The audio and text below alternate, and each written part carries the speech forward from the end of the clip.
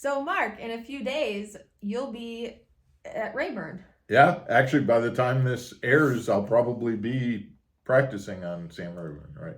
Can you go over with the viewers like your ideas or what your game plan is? Not for your competitors, of course, but for the viewers. Yeah, because I'm worried about my competitors looking at what I'm going to do, and they're all going to follow me. I'm not. But yeah, when we get back, let's. I can give you kind of a rundown of what my thought process is, and in terms of practicing and getting ready for that first event on Sam Rayburn. Stick around. We'll be back right after this.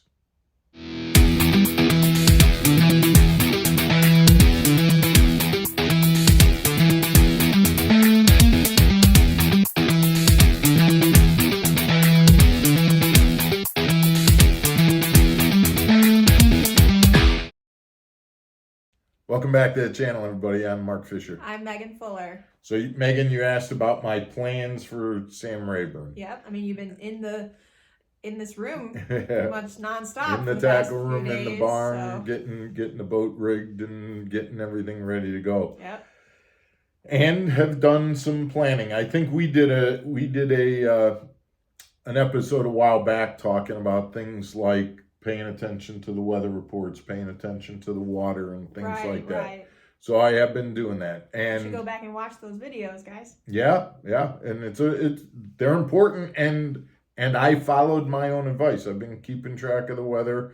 We're actually, at the time we're shooting this, the weather is warmer than it's going to be.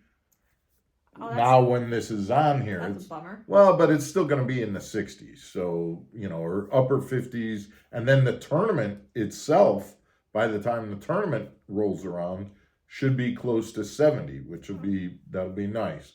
Lot of rain down in Texas, so the water hopefully is coming up, but it came up a little bit, but being that it was down almost 7 feet at one point, the fact that it came up 7 inches is not a huge game. But water coming up is important to pay attention to. As water comes up, the fish do come up with the water. So that's something to be paying attention to. So Mark, before you get into all of this, I just want to ask the people that are viewing this, if you haven't subscribed, please do so. That really helps us being able to continue with this. It's so amazing that we look at how these videos are doing, and we see that like 50% or even 60 or 70% of the people who are watching the videos aren't subscribers. And so, but we would really appreciate it if you would support the channel by hitting that subscribe button and giving us a thumbs up if you like it. Send us your comments and your ideas for videos. We'd really appreciate that. Yep. So let's get into this. Okay. My first thinking is look for where the groups of shad are. See if you can find bass that are where the groups of shad are. And that's going to be looking at drains. Megan, you know what I mean by a drain? I don't even know what you mean by a shad. Okay, shad are the bait fish that are found, and shad are bait fish that are found on Sam Rayburn. They would be in schools. Okay. So you're going to look on your graph, you're going to see almost a cloud in the water, suspended in the water. That cloud is a school of shad, school of bait fish. Okay. And then if you see that cloud with some dots underneath it, those are shad with bass underneath that school. Hunting them? Hunting those shad, right. Okay. So that's what I'm looking for on my graphs. And the places that I'm going to look for those are in drains. I don't know what that means either. So a drain is, if I'm looking at, say, for example, I'm off the main lake and I'm about to turn into a pocket, a channel, a narrow stretch of water that goes into the land, okay? Okay. So what typically happens in that situation when you've got that is that the deepest water in that pocket or in that channel is in the center, right? Right. And so it kind of forms a V. Well, those shad will stay out there in the center, but they will also, and they will start to move towards the back end. Okay. One way or the other. They'll either move from the back end out, or they'll move from out back to the back end. So going down those drains, and so the drain is the middle. The drain is the middle, but you also have to look at the fact that the drain is the highway.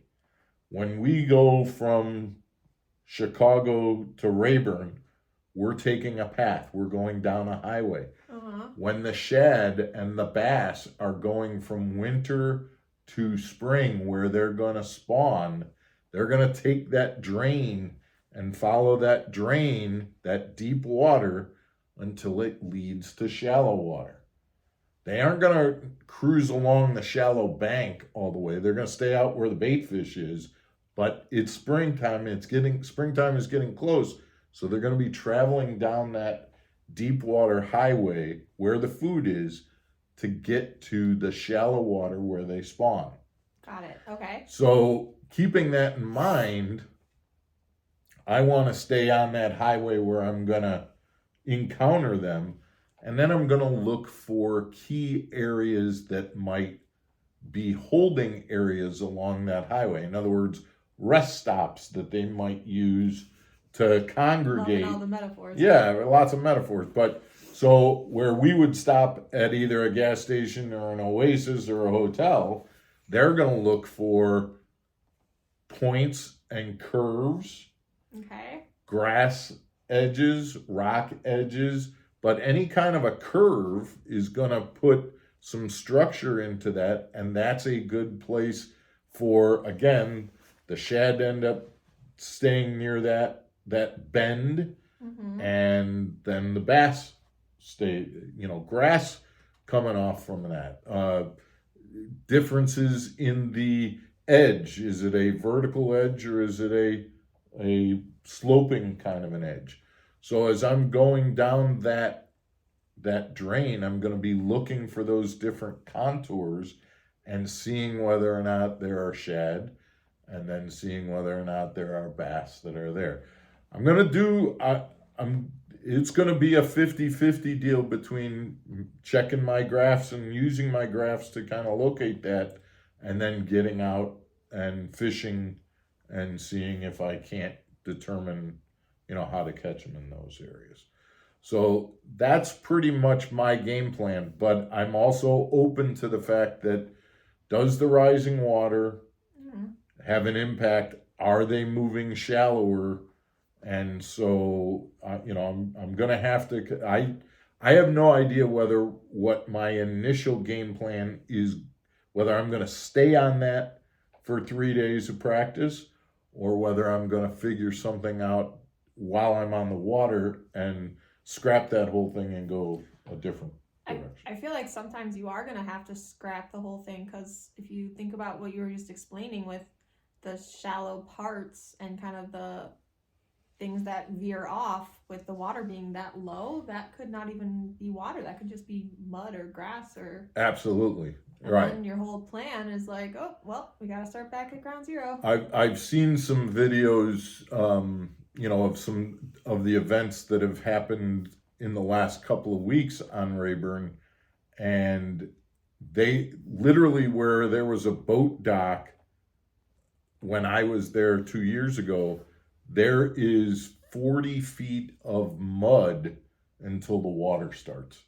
And it's tremendously different looking at the shore from a boat, just in these videos that I've seen, compared to when we were there 2 years ago. Now, again, if all of that has changed by the time we get there because the water has risen, great. But if it hasn't, or if it's just starting to come up, it's gonna be different than when I was there 2 years ago. That's for sure. Okay. So you need to pay attention to what you experienced in the past. You need to come up with a plan, but you also need to be flexible and intuitive enough that when you're on the water, make those split-second decisions and completely change things up. You may have to. You got to be open to the fact that. But I guess what I'm saying is that I feel like looking at those drains and following those drains, to me, that's a good starting place, because what I'm going to follow the drain from deep water until I find fish, and if I end up finding fish in the deep water, then that's a good place to go. If I find it midway, that okay. If I find it shallow, ultimately I'll get shallow, because I'm just going to stay in that drain until I get there. And if I find the fish shallow, then I won't spend, when I get to the next drain, I'll work the opposite. I'll start shallow and work deep, rather than, than the same thing, because we'll figure it out. Guys, I hope you like this information. I think I was able to give some relatively useful information without telling the guys that I'm going to be fishing against what to do, and not that they would be listening to me anyway, but you never know. So I hope you found this helpful. Send us your comments, hit that like button and subscribe button, guys, and we will see you again tomorrow on another episode of Mark Fisher Outdoors. Stay channeled.